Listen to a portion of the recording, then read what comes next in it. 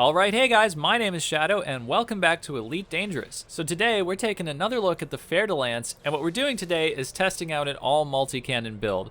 Now this has definitely been done before, but I want to try this out here on the channel, and I want to carry it out in kind of two parts. So part one, which we're doing right now, is going to be testing an all multi-cannon build with no engineer upgrades, and then part two is going to be testing the all multi-cannon build with either grade 4 or grade 5 engineer upgrades on all the multi-cannons, and maybe some other things as well, like the power distributor, maybe the thrusters. We'll see what happens.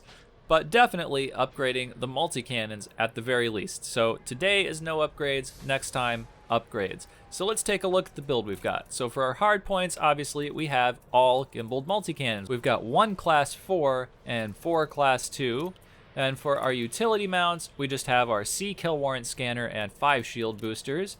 For our core internals, we have some pretty standard type things. We still have the lightweight alloy, just because the military alloy wasn't in stock at this space station, and I didn't feel like flying several hundred light years to pick up a military grade just for this specific test. So we'll just be sticking with the lightweight alloy. We have our 6A power plant, our 5A thrusters, our 4A frameshift drive, our 4D life support, 6A power distributor, and 4D sensors. And for our optional internals, we have the 5A shield generator.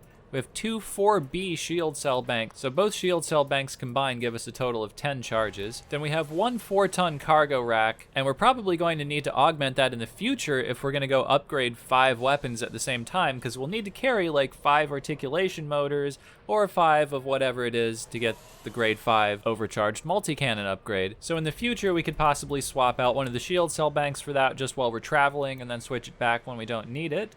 But for our last thing, we have our advanced discovery scanner, and that is it for the build. So let's actually launch this thing and take it into the Haz-Res and see just how it does. So let's do that right now. Here we go. So we are here in our friendly neighborhood Haz-Res, and we're just waiting for some wanted pirate ships to show up here so we can blow them up with a whole bunch of multi-cannons. Let's see what we've got. Hey look, another Fer-de-Lance. Okay, let's check this out. Let's see how this Fer-de-Lance does against another Fer-de-Lance. How about that? We're just gonna put some power into the weapon systems and open fire on this guy. I love that 4A multi-cannon just starts firing right away. These things are doing pretty good shield damage, and they're hardly draining the weapon capacitor at all. They took that ship's shields down very quickly. That was really nice. And we've done a little bit of hull damage. Okay, we've got other ships intervening here, but it looks like we're doing most of the damage.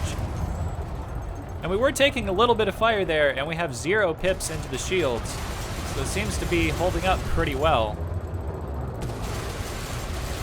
And we're doing some significant damage to this Fer-de-Lance's hull, even though it is taking fire from other ships.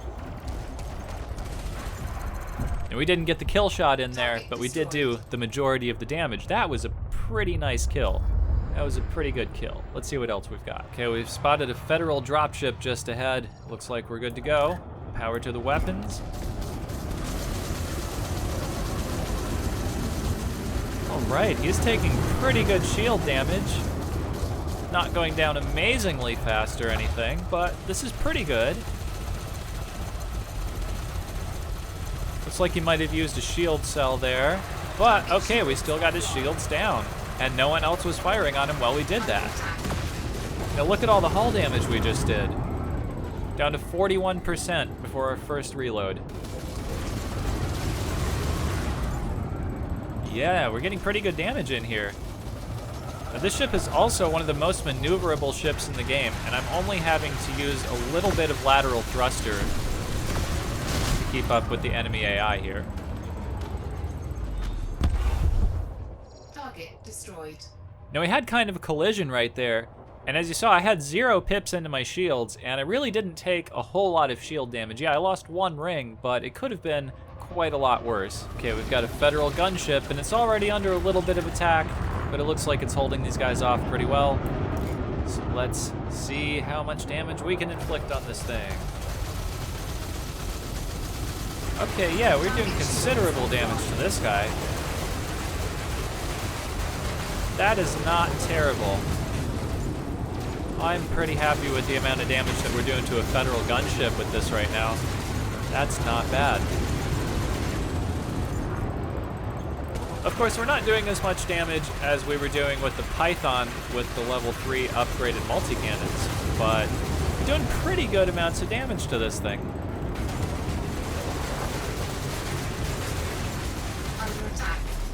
Took it down relatively quickly and without too much of a problem. Okay, so I'm happy with that.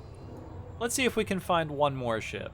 And we've got one more Federal gunship that is not under attack, so let's put some power into the weapons, take its shields down, and kill it mercilessly until it's dead and it dies of its wounds. That's what we're going to do to it. Brutally, with bullets. This is working pretty well. It doesn't even look like it can hit us. We can pretty much just stay right on top of this like we can with an Anaconda. And there's really not that much it seems like it can do about it. Just taking that hull right down. It is now at 0%, and it didn't even hit us a single time.